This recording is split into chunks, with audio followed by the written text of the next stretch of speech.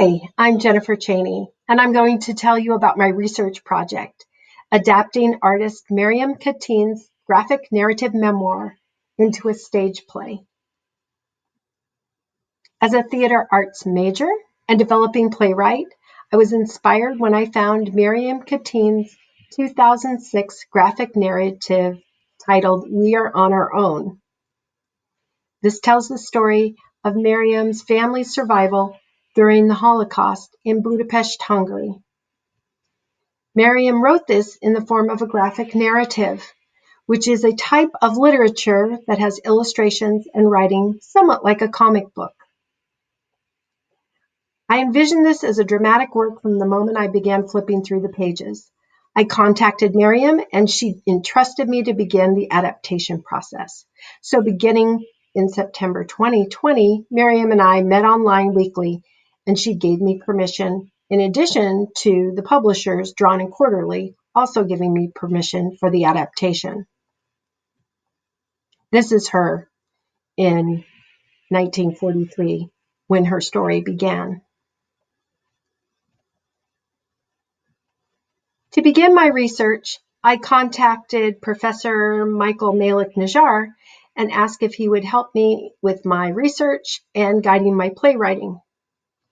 Along with that, I also took a German course with Professor Matthias Vogel called Voices of Dissent to study the Holocaust in further depth. I then took an English course on graphic narratives with Helen Southworth of the English department. I began my research with World War II, and that being the largest conflict in all of human history, to study the entire war from beginning to end would be quite complex.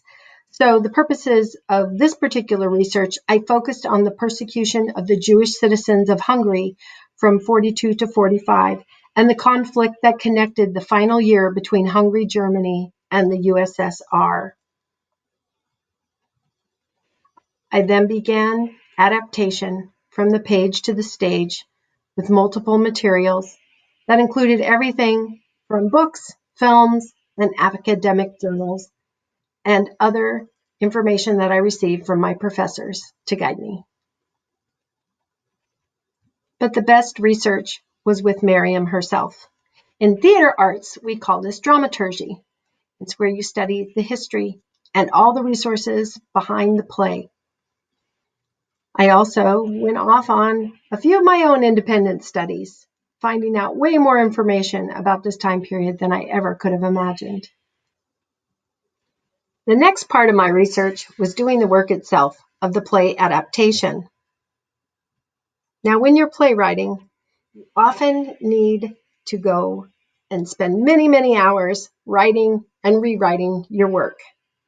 That's where friends and family and other actors came in. After several informal readings, I completed the first draft of my script in February 2021. When putting together a script, there are some component parts that you need to know. First off, the central dramatic question. In this case, our question is, how does a desperate Jewish woman and her young child escape deportation in Budapest, Hungary during World War II, hidden in plain sight and managing to escape death? One of the first things that happens in a play is the inciting incident. In this particular play, the inciting incident is when Miriam's parents are called up for deportation. Leaving behind all of their belongings and loved ones and unable to tell anyone of their whereabouts, they disguise themselves as a peasant woman and her illegitimate child, while literally staying a few steps ahead of the German soldiers. The next part of the writing process is mapping the hero's journey. I turn to The Hero with 1,000 Faces by Joseph Campbell and his standard 17 stages of the monomyth.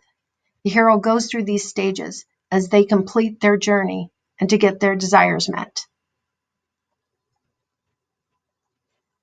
The next part of the important process is adapting dialogue that creates a vision. Miriam gave me a great beginning with her story, but it was my job to fill in the gaps. The illustrations from her book were very helpful in this process. In addition, the playwright needs to start envisioning what the set might look like. So along with the help of Professor Bradley Branham from the Theater Arts Department, he helped me come up with a potential set of projections using Katin's illustrations, and being able to take a look at what they might look like if they were projected onto an actual scrim. We were able to do this in the Hope Theater after Personal Game, another theater arts presentation, was filmed earlier in the winter term. After this process and several informal readings, I was able to complete my first draft in February of 2021. The next part of the process was determining the title. We came up with the title simply by looking at the first page of the book, which says, "In the beginning, darkness was upon the face of the deep." Many of you may recognize this passage from the book of Genesis. Next, we planned a reading. This was the best part of the process. I was able to gather University of Oregon actors and alumni who were willing to help me with this process. On May 14th, the Pocket Playhouse hosted the first reading of The Face of the Deep on Zoom. I'd like to share a short abridged portion of that reading, which was the first act, with you now. Thank you and enjoy.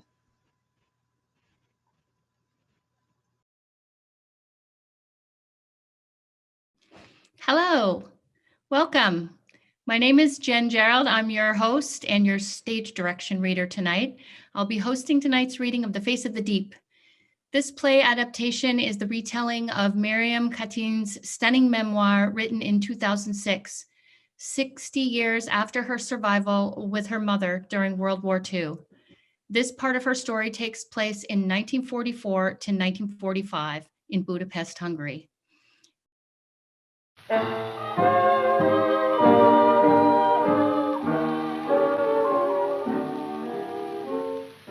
Sarkon sápadt lámpai, harolvóház sötét vidék, és messze valahol. Fifth word, all right. Fifth word, 2 syllables. It's a ring. Ring around the rosy. No. Married. Married? No. Esther continues to point to her wedding ring. She touches her nose and then to Eva when she guesses. Gold. It's gold. I know. Goldilocks. Is it Goldilocks and the Three Bears? No. What are you? Time is almost up, ladies. They are never going to guess this. It's gold. Gold. It is Golden Bird. Yes. What book is the Golden Bird? Natalia. I know. The goose that Goose laid. that laid the golden egg. Yes, that's it. The goose that laid the golden egg. Another good round for the ladies. Scene 2, Budapest apartment, final notice.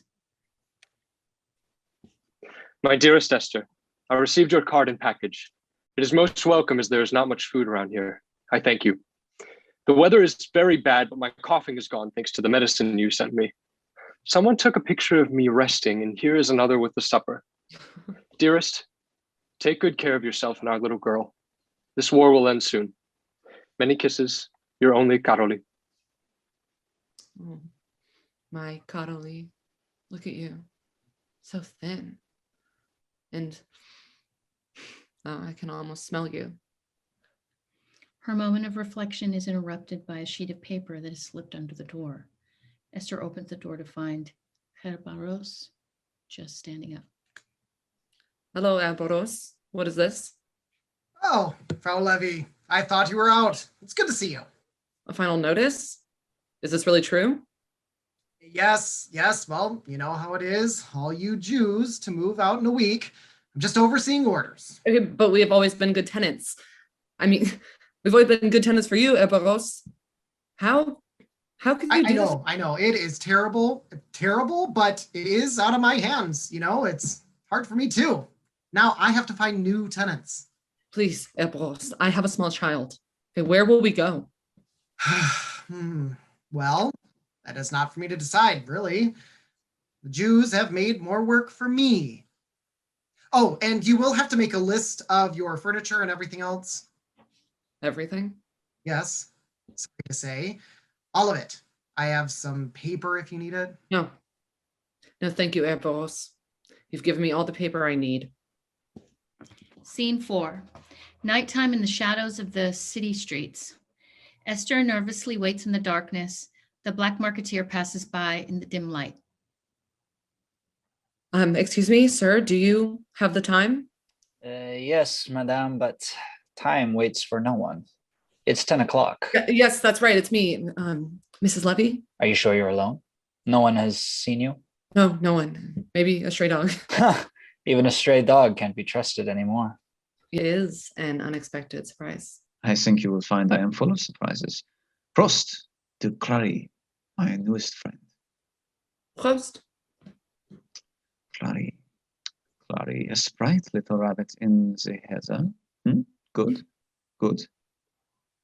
Clicking and winking at her, Esther Clary leans into danger. And what is your name, Prince Charming? I like that. First I was a fox and now I'm a prince. You may call me your guardian angel too, if you like. You see, I know more about you than you realize. Oh.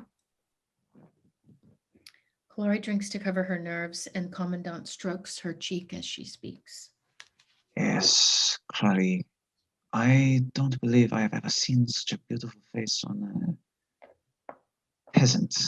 Of course, there is some explanation, I'm sure. Scene 10, Heaven Help Us, March 1945. Women pound on the door. What? Who on earth? What is going on? Help us, please let us in. Hello, are you in there? For God's sake, let us in, please. I'm coming. Patience. You've got to help us. Please let us in. Are you in there, Mr. Proda? Dear God. They have come into the village, looting and breaking everything. Who did? The Russians, of course. And they have taken all the men to a work camp. Houses cleared. They even burned the cars. My son refused to go with them and they shot him dead. Right before my eyes, the savages are out of their minds. We have nowhere to go and it's freezing. Please just let us stay one night. This makes no sense. When did we become the enemy?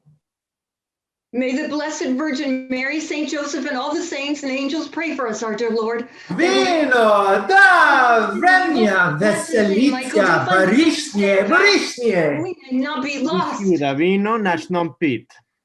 Da, mi piem. Alinka! Together and building in rhythm and volume, the men sing and pull the women into dance. Kalinka, moja. Topardi Baratsat, 5 a.m. Silhouettes of sleeping bodies scattered among the room. Clary enters with urgency. Oh my God. He is dead. He's dead. What? Who is dead? What on earth are you saying? The soldier, he died in my bed. Jesus, he's dead? Oh, you killed him? Of course not. You saw how much they were drinking. Soldier 1 begins waking up, making offensive noises.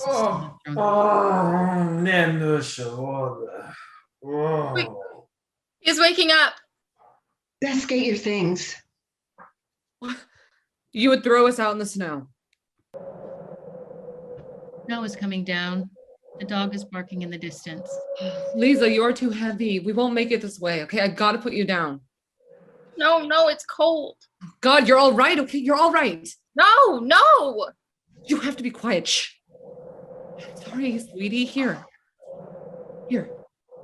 Let's try something. Get in the suitcase. Esther opens the suitcase to make a nest for Lisa among the clothing. She ties the end of the shawl to the suitcase handle. De ona. Ti umresh paya sterva. Russian soldier voices are heard and shots are fired in the distance. Here we go, Lisa. Hold on to that St. Anthony. We are on our own. In the light of sunrise, she runs for her life, pulling Lisa in the suitcase in the snow.